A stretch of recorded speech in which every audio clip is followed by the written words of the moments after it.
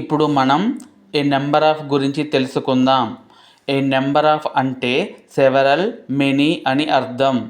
A number of తర్వాత ఉపయోగించే noun plural number అయి ఉండాలి.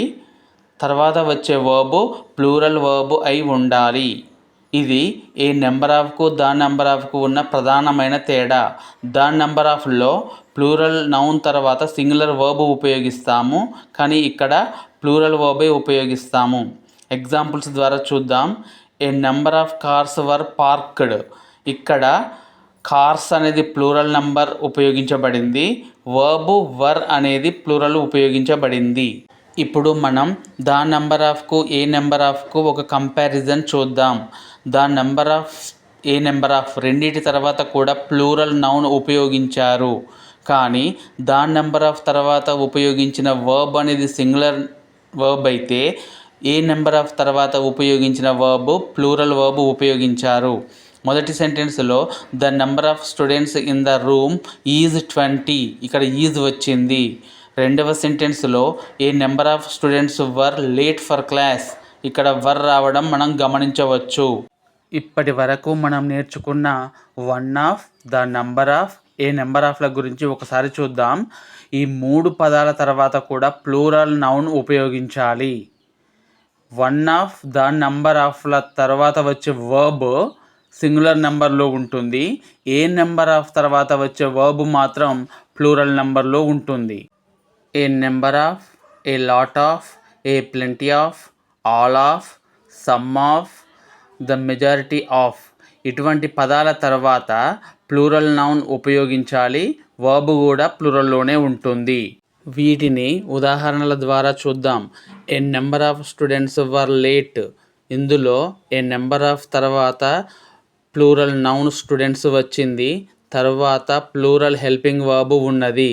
రెండవ దాంట్లో a lot of people were affected. People అనేది ప్లూరల్ నౌన్, వర్ అనేది plural helping verb. Plenty of cars are in the parking lot.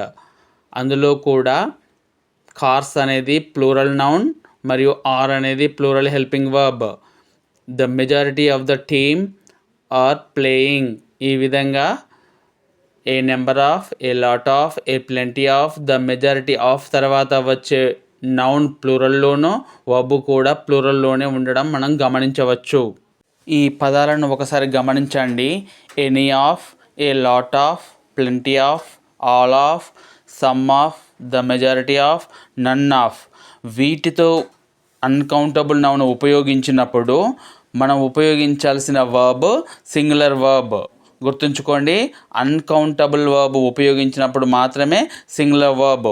ఒకవేళ ప్లూరల్ నౌన్ ఉపయోగిస్తే మళ్ళీ ప్లూరల్ హెల్పింగ్ వర్బ్ ఉపయోగించాల్సి ఉంటుంది. ఉదాహరణల ద్వారా చూద్దాం. ఈ వాక్యాలలో గమనించండి, అన్నీ కూడా అన్కౌంటబుల్ నౌన్స్తో ఫ్రేమ్ అయి ఉన్నాయి. A lot of sugar is. ఇక్కడ షుగర్ అనేది అన్కౌంటబుల్ నౌన్, తర్వాత ఈజ్ అనే సింగులర్ నెంబర్ వాడడం జరిగింది. ప్లెంటీ ఆఫ్ టైమ్, టైం కూడా అన్కౌంటబుల్ నౌన్, తర్వాత రిమైన్స్ అనే సింగులర్ నెంబర్ వర్బ్ వాడడం జరిగింది. A lot of information was provided in the report. ఇందులో కూడా ఇన్ఫర్మేషన్ అనేది uncountable noun, singular helping verb ఉపయోగించడం జరిగింది. None of the advice was helpful. ఈ విధంగా lot of, plenty of, none of ఇటువంటి పదాలు అన్కౌంటబుల్ నౌన్స్తో ఉపయోగించినప్పుడు సింగులర్ హెల్పింగ్ వర్బ్ వాడవలెను. ఈ పదాలను ఒకసారి గమనించండి. Any of, each of, either of, neither of, none of.